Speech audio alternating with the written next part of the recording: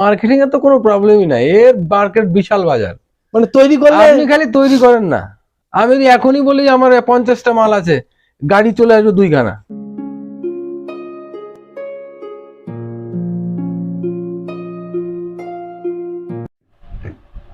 High, আমরা উত্তরণ কৃষির এই পর্বে কিভাবে অজয় বিশ্বাস দাদার পিগ ফার্ম ডেভেলপ করছেন তার মূল রহস্য এবং খাবারের যে ফিড ম্যানেজমেন্টটা আমরা মূলত আলোচনা করব এই ভিডিওতে, এবং তার সঙ্গে সঙ্গে কি কি মেডিসিন তিনি দেন এবং কি করে পিগটাকে ম্যানেজমেন্ট করা যায় এবং মেডিসিন কি করে দিয়ে পিগটাকে গ্রোথ এবং ডেভেলপ করা যায়, এবং তার সঙ্গে টোটালি থাকছে ফিড এবং মেডিসিনের ওপরে ম্যানেজমেন্টের এই ভিডিও। আশা করি আপনাদের কাজে লাগবে। যারা এখনও পর্যন্ত আমাদের চ্যানেলটাকে সাবস্ক্রাইব করেনি, প্লিজ চ্যানেলটাকে সাবস্ক্রাইব করুন এবং এই ধরনের ভিডিও পেতে আমাদের পাশে থাকা বেল আইকনটাকে দাবাবেন, যাতে পরবর্তী ভিডিওর নোটিফিকেশান আপনার কাছে পৌঁছয়। আর পিগ ফার্ম নিয়ে আমরা যে চ্যালেঞ্জ করেছি, যে এপিসোডগুলো শুরু করেছি, প্রত্যেকটাই আপনাদের লাইফ চেঞ্জিং প্রোগ্রাম হবে, এটা আমার বিশ্বাস। দেখতে থাকুন এই ভিডিওটি, কি করে আপনাকে কোনো শিক্ষা দিতে পারে, কি করে আপনার পিগ ফার্মটাকে ডেভেলপ করাতে পারে। আশা করি পিগ ফার্ম যদি আপনার থাকে, এই ভিডিওটি আপনার কাজে লাগবে। তো দেখতে থাকুন এই পর্ব। উত্তরণ কৃষির এই নতুন এপিসোডে আপনাদের সবাইকে স্বাগত। যারা যারা আমাদের দেশ এবং দেশের বাইরে থেকে ভিডিওটি দেখছেন, দাদা আপনাদেরকেও আমাদের চ্যানেলে স্বাগত। কেমন আছেন বলুন? ভালো। আচ্ছা, যে জিনিসের জন্য আপনার কাছে বহুদূর থেকে ছুটে আসছি, আপনি দীর্ঘদিন ধরে এটা করছেন। আর মূলত যারা নিউ কামার আছে, যারা এই পিগ ফার্মের মধ্যে আসছে বা সবেমাত্র এই পিগ ফার্মে পা দেবে বলে প্ল্যানিং করছে, তারা একটা মূল সমস্যা পড়ে ফিড ম্যানেজমেন্টে, অর্থাৎ খাবারের দামটা কি করে কমানো যায়। তো এই সম্পর্কে যদি কিছু বলেন। খাবার এখানে অনেকেই অনেক খাবার ইউজ করে, কিন্তু খাবার আপনার যদি আপনি একটু এক্সপেন্সিভ খরচ খাবারের মধ্যে যান, যেটা আগে কম ছিল আমি ইউজ করতাম, যেটা হচ্ছে আপনার এই ম্যাশ তৈরি করা, নিজেরা যেটা ম্যাশ তৈরি করা আর কি। যেমন আপনার ভুট্টা আপনার থাকতো, ভুট্টা, soybean, rice dust, wheat dust, মানে গমের যে ডাস্টটা হয় আপনার, তারপরে কুড়ো, সল্ট, হলুদ, এইসব দিয়ে একটা মিক্স হতো, যার মধ্যে মানে আপনার মেন যে প্রোটিনটা আমরা পেতাম সয়াবিন থেকে। ঠিক আছে। তো রিসেন্টলি কি হয়েছে, এটা আপনার 2 বছর আগেও খুব ভালো একটা কস্টের মধ্যে আসতো আর কি, মানে ইভেন আপনার ওই 20-22 টাকা 23 টাকার মধ্যে কিলোতে হয়ে যেত। 20 টাকা 22 টাকা রেডি ফিডের উপরে পার কিলোতে হয়ে যেত। কিন্তু সেইটা আপনার এখন করতে গেলে আপনার পড়ে যাবে প্রায় আপনার 30 টাকা 32 টাকা পড়ে যায় আর কি, 30-32 টাকা টোটাল প্রোটিন ইউজ করলে। যেমন আমি আগে আপনার শুটকি মাছটাও ইউজ করতাম আর কি। সব মিলিয়ে এখন সেই খাবার তৈরি করতে গেলে আপনাকে 30-32-35 টাকা পর্যন্ত পড়ে যায় আর কি। একটা 1 কিলোতে। সারাদিন একটা পশু কত খায়? সারাদিন আপনার বড় পশু 2 কিলো খাবে। বড় পশু 2 কিলো খাবে। বড় পশু 2 কিলো খাবে per day. Per day 2 kilo খাবে। তাহলে তো এখন আপনি 50-60 টাকা খরচ পড়ে যাবে। হ্যাঁ, 50-60 টাকা খরচ পড়ে যাবে। আর যারা ছোট পশুগুলো, ছোট পশুগুলো আপনার মোটামুটি 1 কিলোর মধ্যে হয়ে যায় আর কি। 1 কিলোর মধ্যে হয়ে যায়। তো বর্তমানে সেইখান থেকে আপনি তারপরে কি করলেন? এখন সেইখান থেকে আমি অনেক ট্রাই করেছি খাবারটা কিভাবে কমানো যায়, কিন্তু কোনো মানে ওয়ে ছিল না আর কি। তারপরে যখন আমি হোটেল ওয়েস্টে শুরু করি আর কি, ফাইনালি যে হোটেল ওয়েস্টে ট্রাই করি আর কি, যে হোটেল ওয়েস্টের মধ্যে আসলে কি আছে, অনেকে বলে প্রবলেম হয়, হ্যান ত্যান অনেক কিছু হয় আর কি। তা আমি হোটেল ওয়েস্টেজ দিয়ে এর মানে ফ্রুটফুল রেজাল্ট পেয়েছি আর কি, যে হোটেল ওয়েস্টেজ এটা খায়ও ভালো, হজমেও কোনো প্রবলেম হয় না। কারণ আপনি দেখবেন যে আপনার ওই যে ম্যাশটা খাওয়ালে অনেক সময় ভুট্টার দানা যদি বড় থাকে ওটা হজম হয় না, ওটা আপনার টোটালি ওয়েস্ট হয়ে যায়, ওটা আপনার পায়খানার সঙ্গে বেরিয়ে যাবে, ওয়েস্ট হয়ে যাবে আর কি। কিন্তু পরে দেখলাম হোটেল ওয়েস্টেজটা যেমনি খাওয়ান, আপনার একটু টেকনিক্যালি আপনার মেডিসিনের দিকে ধ্যান রাখতে হবে, বাট এর রেজাল্ট বেস্ট রেজাল্ট পাওয়া যায় হোটেল ওয়েস্ট। তো হোটেল ওয়েস্ট যখন খাওয়াচ্ছেন তার প্রসেসিংটা কিভাবে আছে? তার প্রসেসিং বলতে আপনার হোটেল ওয়েস্টেজটা দিয়ে যাবে, আপনি একটা চেম্বারে ওটাকে স্টোর করে রাখবেন। ওকে, সেখান থেকে আপনি পার পশু কেমন কি খাচ্ছে সেটাকে আপনি আমরা এটা পার ড্রাম করে ধরি আর কি। পার ড্রাম আপনার ধরেন 10টা যদি আপনার অ্যাডাল্ট থাকে, পশু থাকে, সেখানে আপনি 1-1.5 ড্রাম আর কি যায় আপনার per day. Per day? Per day. কত লিটারের ড্রাম ওটা? ওটা আপনার আপনি ড্রাম ধরেন এই টোটাল আপনার 1.5 ড্রামে আর 200 টাকা 250 টাকা মতো 220 টাকা মতো পড়বে 1.5 ড্রামের দাম আর কি। টোটাল খাবারটা? টোটাল খাবারটা। আচ্ছা, ওর সাথে আবার 250 টাকা পড়বে আপনার। 250 per টাকা? day। হ্যাঁ, মানে ওর ভিতর ইনক্লুডেড আর কি আপনার ওর সঙ্গে আপনার যে মিনারেল মিক্সচার আছে, ক্যালসিয়াম আছে, মিনারেল মিক্সচার আছে, ভিটামিন। ক্যালসিয়াম আছে, একটু ভিটামিন আছে, তারপর আপনার আমি যেটা ইউজ করি আর কি অ্যান্টিবায়োটিক ইউজ করি। আর মানে এনজাইম একটা যেমন ডাইজেশনের জন্য। তা এটা টোটাল দিয়ে মোটামুটি আপনার 250 টাকা 10টা পশুর জন্য আপনার পার ডে লাগবে আর কি। 10টা পশুর জন্য পার ডে 250 টাকা। তাহলে মাথা পিছু খরচ কত আসছে? মাথা পিছু ধরেন 25 টাকা মতো 25 টাকা মতো আপনার লাগবে। সবকিছু দিয়ে হয়ে যাচ্ছে, মানে খাবার ছাড়াও ওর সাথে মেডিসিন বলুন, সাপ্লিমেন্ট বলুন, সবকিছু মেইনটেইন একদম। হ্যাঁ, সবকিছু। তো এই খাবারটা বড় থেকে ছোট সবাই খাচ্ছে? এটা সবাই খাচ্ছে এবং ভালো খাচ্ছে। এটা ভালো খাচ্ছে কারণ এটা ভ্যারাইটিস টেস্ট আছে তো, এটা ভালো খায়, খুব টেস্টি হয়। হ্যাঁ, টেস্টি হয়। এবং আমি দেখলাম যদি আপনি মানে হোটেল খাবারটাকে ভালো জায়গা থেকে ওদেরকে বলে আনতে পারেন, ভালো হোটেল থেকে, মানে যেমন হোটেল খাবারের মধ্যে এখন অনেক কিছু ব্যাপার ঢুকে গেছে আর কি, ঠিক আছে, সেটা আপনাকে দেখে আনতে হবে আর কি। ভালো লোকের থেকে ভালো জায়গা, যাতে ইয়ে কম থাকে, নোংরা কম থাকে, প্যাকেট কম থাকে, এটা ফ্রেশ খাবারও আছে, একটা ফ্রেশ খাবার আছে একটু ইয়ে আর কি। তো ওটা আনলে আপনার ওর সঙ্গে আপনার শুধু একটু কুড়ো মিশালে হয়ে যায় আর কি। মানে যদি ফ্রেশ খাবারটা পাই শুধু কুড়ো মিশালে হয়ে যাবে, কারণ কুড়োটা আপনাকে দিতেই হবে। ধানের কুড়ো, যদি এটাও কি ধানের কুড়ো দিতেই হবে। আমি ধানের গুঁড়ো না দিলে কি হয় আপনাকে সেটা ভালোভাবে বলে দিচ্ছি। আপনি ধানের কুঁড়ো না দেন, আপনার পায়খানায় গন্ধ বেরোবে, স্মেল বেরোবে। ও আচ্ছা। হ্যাঁ, স্মেল বেরোবে। কুঁড়োটা দিলে স্মেলটা একদম টোটালি গায়েব হয়ে যায়। মানে ক্লিন করার সময় দুর্গন্ধ যেটা হয়, যদি আপনি পিওর দিয়ে খাওয়ান, মানে কার্বোহাইড্রেট মানে ভাত খাওয়ান, ওটা আপনার গন্ধটা বেশি হয়। তার সঙ্গে কুড়ো আর একটু ভুসি যদি আপনি মিক্স করেন। ওটাও তো দাদা রাইস ব্র্যান্ড অয়েলও পাওয়া যায়, ওটা সামান্য পরিমাণ হলেও থাকে, যেটা স্কিনের গ্লেজি ভাবটাও নিয়ে আসে কুড়োর। হ্যাঁ, অবশ্যই। হ্যাঁ, সেটা তো আছেই। তা আমি মেন ইউজ করি যে পায়খানা দুর্গন্ধ প্লাস ওদের পায়খানা যাতে ভালো হয় সেই জন্য। তাহলে এটা ওটা তো পেলাম, যারা ডাইরেক্ট খাওয়াচ্ছেন তার সাথে একটু কুড়ো মিশাতেই হবে। এটা ভালো হয় মানে আপনি ফল বুঝতে পারবেন, পায়খানাটাও ভালো হয় এবং গন্ধটা। এছাড়া যদি আমরা ম্যানেজমেন্ট পার্টটা যাই, মানে এই খাবার তো আমরা দেখলাম, এরপরে যদি ম্যানেজমেন্ট আমরা কি কি ভাবে তত্ত্বাবধান করতে হয় বাচ্চা হওয়া থেকে একটু যদি বলেন। বাচ্চা হওয়া থেকে বলতে আপনার বিট হওয়ার পরে বাচ্চা হওয়া পর্যন্ত আপনার টাইম লাগে 114 দিন মতো। 114 দিনের মাথায় বাচ্চা হবে আর কি আপনার। ওকে। এখন এর বাচ্চা হওয়ার মধ্যে মায়ের একটা ম্যানেজমেন্ট আছে, খুব মানে নিউট্রিশন ব্যাপারটা মায়ের দিকে খেয়াল রাখতে হয়। তখন কি তখন আপনার মায়ের এই টোটাল হোটেল খাওয়ানো যাবে না। টোটালটা খাওয়ানো যাবে না। তখন আপনাকে কুড়োটার পরিমাণটা বাড়িয়ে দিতে হবে। যখন প্রেগন্যান্সি পিরিয়ডে চলে গেল, তখন আপনার কুড়োটার পরিমাণটা বাড়িয়ে দিতে হবে, কারণ যাতে এতে একটু ফ্যাট বেশি থাকে, হোটেল ওয়েস্টে ফ্যাটটা বেশি থাকে, যাতে মা যাতে ফ্যাটি না হয়ে যায়। হ্যাঁ, ফ্যাটি না হয়ে যায়, যার জন্য আপনাকে 50-50 কুড়ো দিতে হবে আর 50-50 খাবার দিতে হবে। কি খাবার দেবো তখন? ওই হোটেল ওয়েস্টেজই আচ্ছা কম করে দিয়ে কুড়োটা একটু বেশি করে দিতে হবে, যাতে ফ্যাটটা কম যায় আর কি। আর ওর সঙ্গে আপনাকে ভিটামিন কন্টিনিউ করতে হবে, ভিটামিন এবং আয়রন। ভিটামিনের মধ্যে কি দেব? ভিটামিন আমি যেমন ক্যালসিয়াম গোল্ড দিই। হ্যাঁ, পার ডে 20 ml একটা মায়ের। আচ্ছা, ভিটামিনের সাথে আপনি দিচ্ছেন আয়রন এন্ড ফলিক অ্যাসিড, যেটা আছে আয়রন এন্ড ফলিক অ্যাসিড, ওটাও কি লিকুইড ফর্মুলেশন? একটা লিকুইড ফর্মুলেশন, ওর সঙ্গে 1 চামচ করে দিতে হয় আর কি পার ডে। 1 চামচ করে দিতে হচ্ছে। তাতে আপনার 650 টাকার একটা লিটার আছে, 2.5 লিটারের দাম 650 টাকা।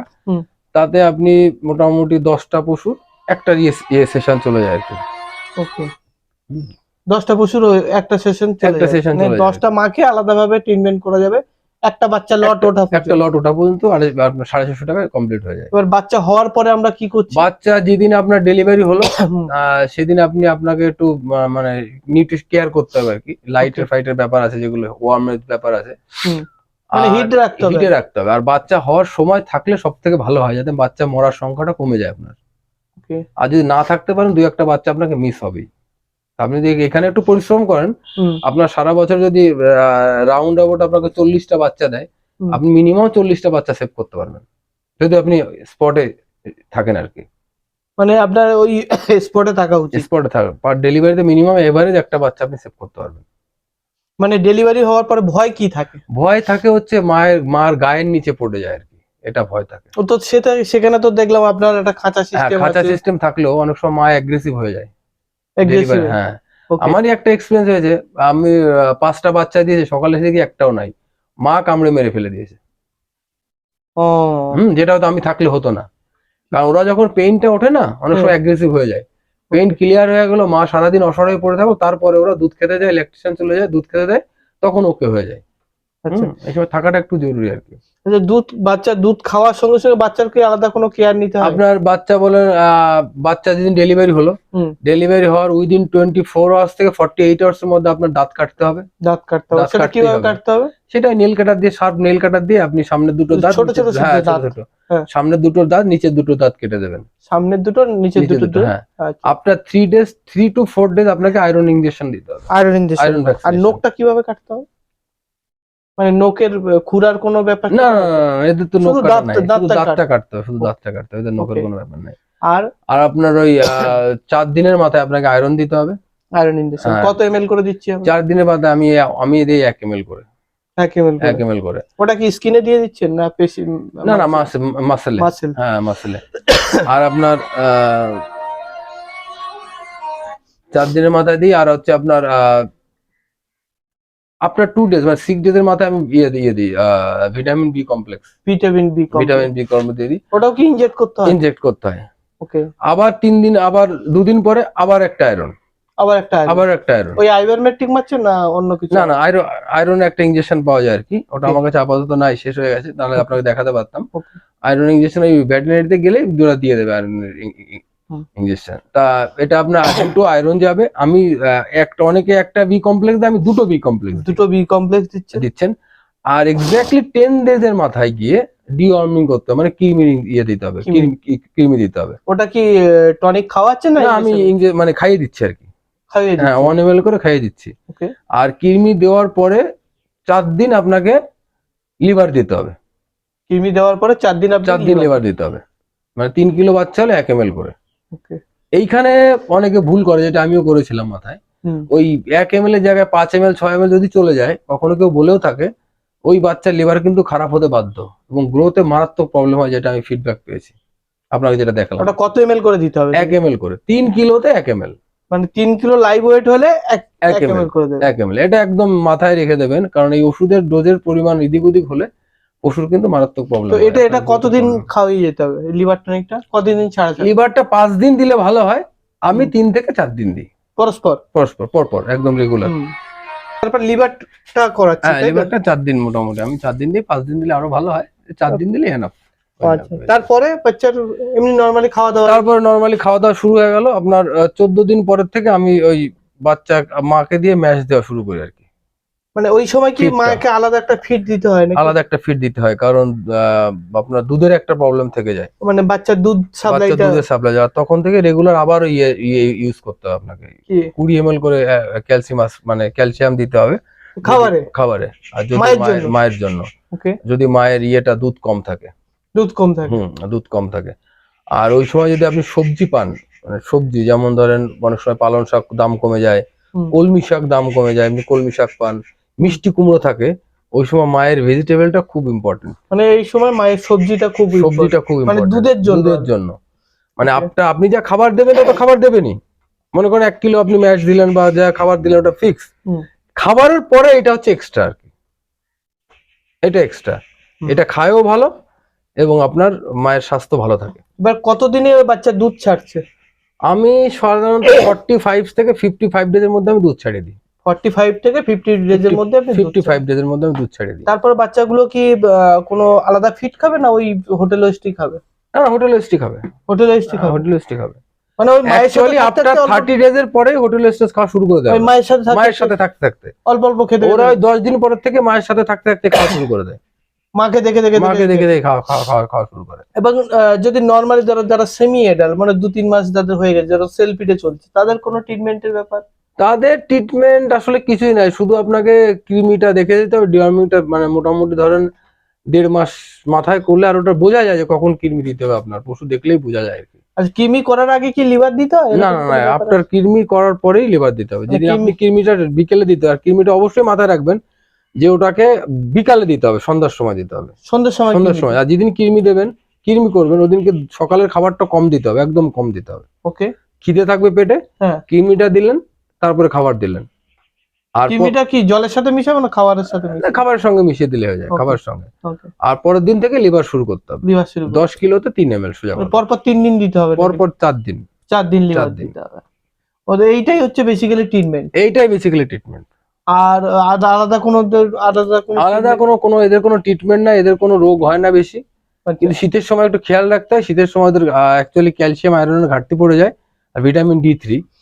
তা আমার ফার্মে যেহেতু রোদ্দুর সানি, প্রচন্ড সানি, আমার ভিটামিনের D3 কোনো প্রবলেম হয় না হয়তো, কিন্তু ক্যালসিয়ামটা আপনার মাস্ট ওটা কন্টিনিউ করতে হয় আর কি। শীতের সময় অ্যাটলিস্ট 2টো ডোজ ক্যালসিয়াম দিতে হয় আর কি। ওকে ওকে। ক্যালসিয়ামাস ডোজটা আপনার মাসে একবার করে দিলেই হয়ে যায়।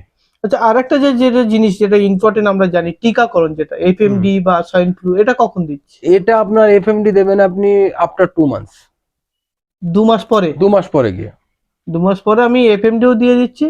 হ্যাঁ। আর কতদিন পরে আপনি খুরা রোগেরটা সোয়াইন ফ্লুটা দিচ্ছি? সোয়াইন ফ্লুটা অ্যাকচুয়ালি আমি এখনো ইউজ করিনি এখানে, কারণ আমাদের এই এরিয়াতে সোয়াইন ফ্লুটা নাই। তবু আমি দিয়ে রাখেন। হ্যাঁ, দিয়ে রাখলে ওই আপনার 2 মাস, 2.5 মাসের পরে, মানে ওটা 15 দিন পরেই আপনি সোয়াইন ফ্লু দিতে পারেন। ওকে ওকে। তো এই হচ্ছে টোটাল ম্যানেজমেন্টের পার্ট। টোটাল ম্যানেজমেন্টের পার্টটা। আর বিডারের ক্ষেত্রে আলাদা কোনো খাবার দাবারের কোনো ব্যাপার আছে কি? না, বিডারের ক্ষেত্রে কি, বিডারের তো নরমাল খাবার খাওয়াবেন সারা বছর, ওদের যত কম খাওয়াবেন ততই ভালো আর কি। মানে But যখন ফ্যাটি করলে হবে, ফ্যাটি করলে হবে না। যখন বিটিং প্রসেসে যাবে তখন একটু হাই প্রোটিন জাতীয় খাবার খাওয়ালে হয়। ওটা রেডি মেস ফেস এই ধরনের কিছু খাওয়া? রেডি মেশ ফেস খাওয়ালে হয়, একটু বাদাম খাওয়ালেন, রেডি মেশ খাওয়ালেন। বাদাম খাওয়ালে কি হয়, ওদের হিটটা আসে।